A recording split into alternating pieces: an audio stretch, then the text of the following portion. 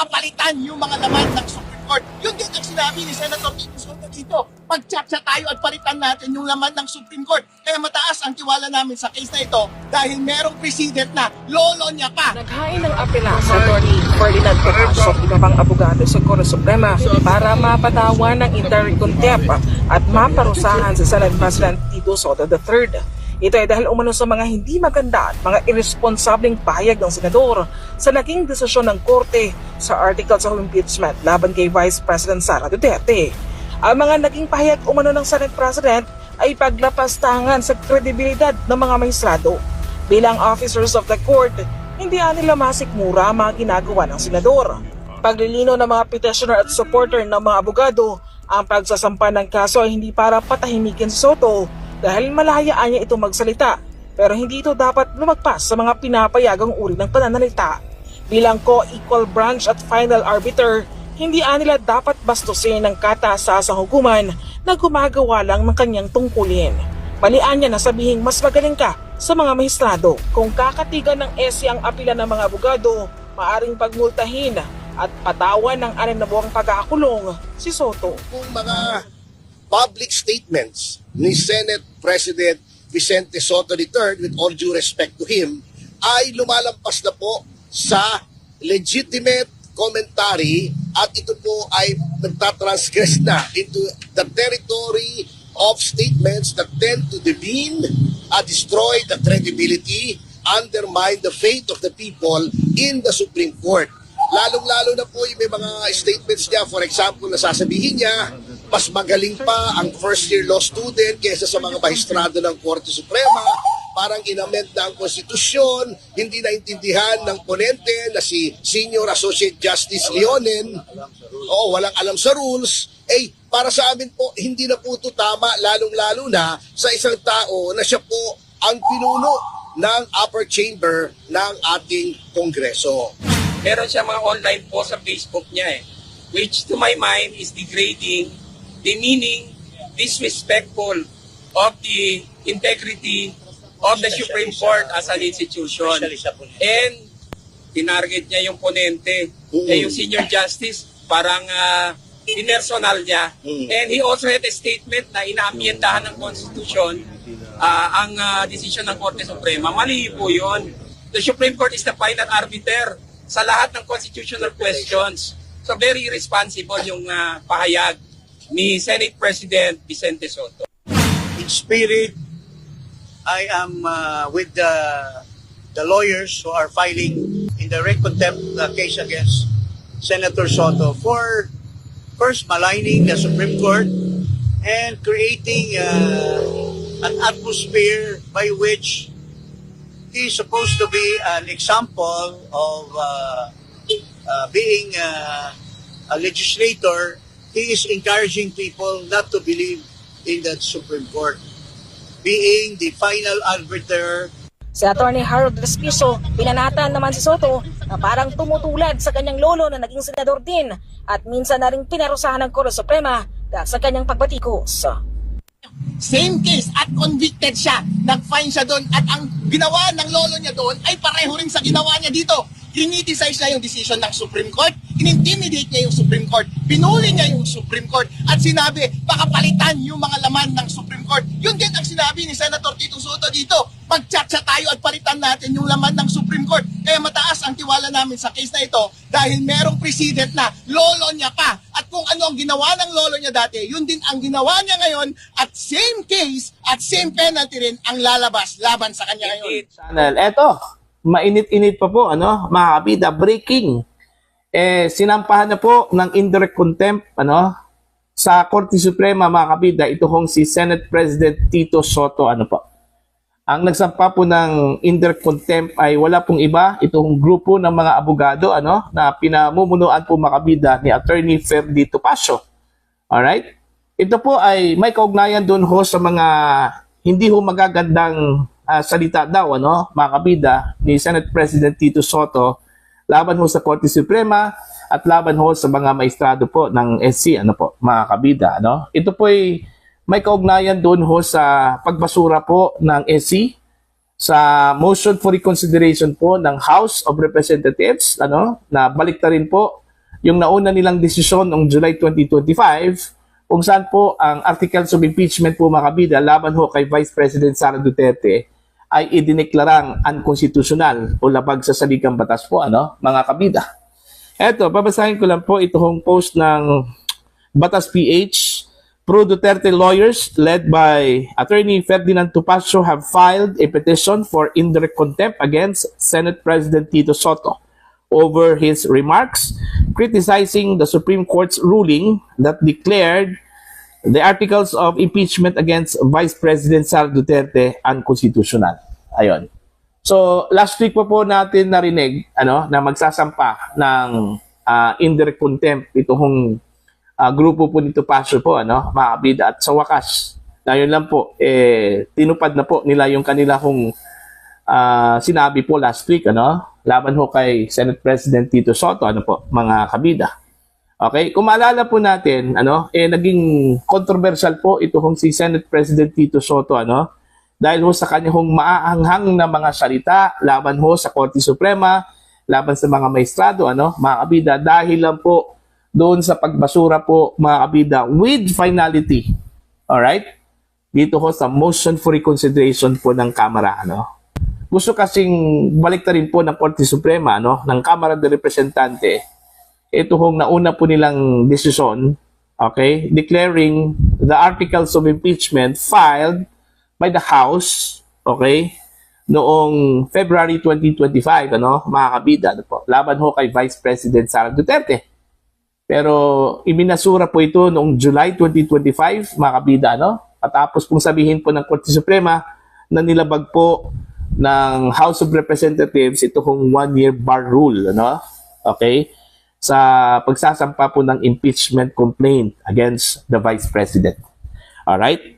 Marami hong sinabi po ito hong si Senate President Tito Soto against the Supreme Court. Okay? Although, maintindihan po natin, yung kanyang frustration, alright, mga kabida, dahil unang-una po, taliwas po sa kanyang paniniwala, okay, na ang decision po ng SC ay mali, alright?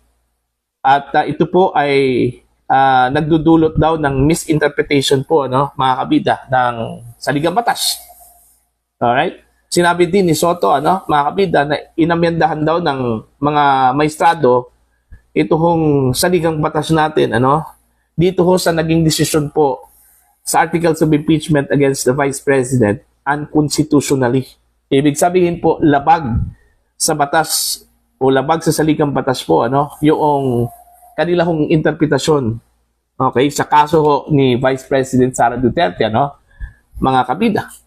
Kaya ang dami hong nagalit po dito ho kay Senate President Tito Soto. Maraming mga abogado din na medyo nasaktan, okay, sa ginawa po ni Tito Soto sa mga maestrado po ng Korte Suprema, At in one instance po, mga kabida, sinabi po ng Senate President, na posibleng meron daw hidden agenda itong mga maestrado, ng Korte Suprema, which nagpalala po sa disappointment ng ilang mga nasa legal circle, mga kabida. Although alam natin na happy po itong legal circle, itong mga abogado po dito, mga kabida. Meron pong kampe kay Tito Soto, meron pong against doon ho sa pananaw po, ni Tito Soto, mga kabida. Pero sa paningin ho ng grupo po ni Attorney Ferdinand Topacio, mga kabida, binastos daw ni Tito Soto ang Korte Suprema. Hindi daw niyan nirespeto yon, which tantamount doon ho sa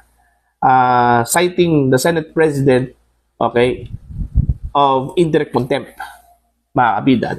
Eto, para maintindihan po natin, okay, ano ba talaga itong indirect contempt, mga kabida? Bakit po inihain po ito ng mga abogado led by Attorney Ferdinand Topacio? At ano po ang penalties po dito, mga kabida? Ito po ba ay isang criminal case? Maihahabing ba natin ito sa isang normal na kaso, na isinasampa po, mga kabida, dyan po sa piskalya at eventually dyan sa mga lower courts? Eto, babasahin ko lang po itong research ko, mga kabida, patungkol ho sa indirect contempt. What is indirect contempt?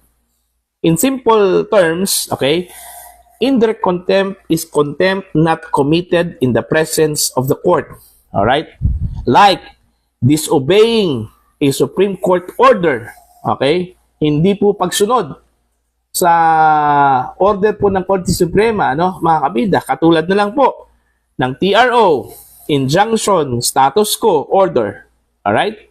Pangalawa, filing pleadings with false statement. Alright? Okay?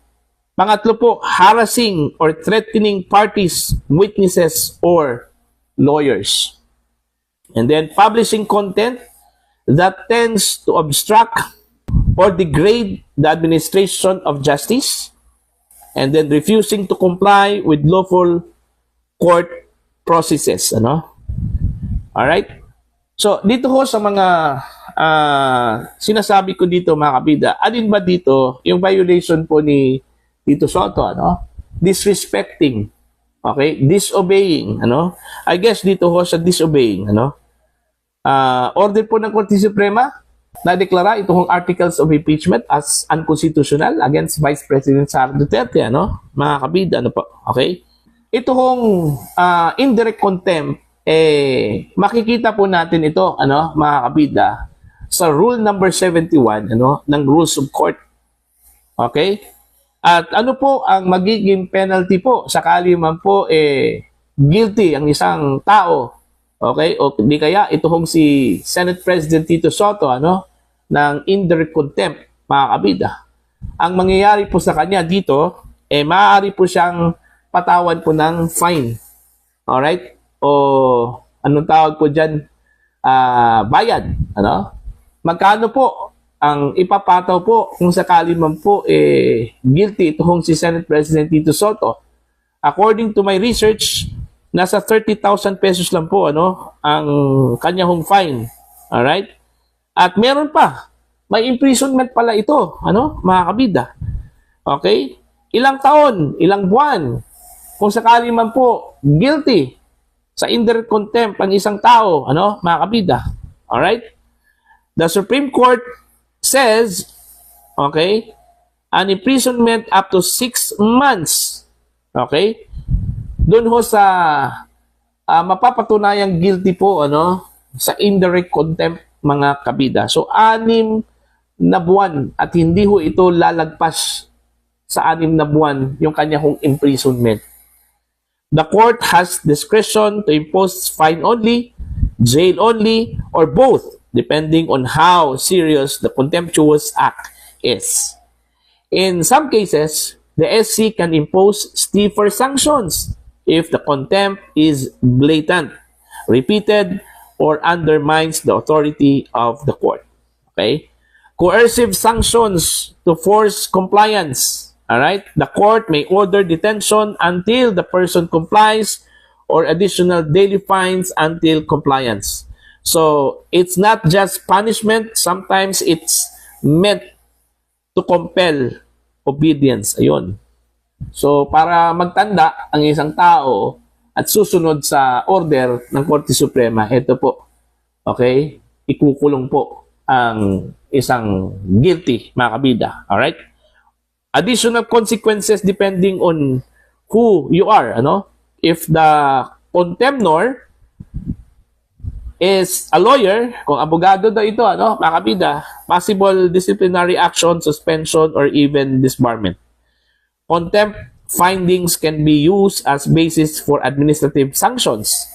A public official may face administrative liability, ano?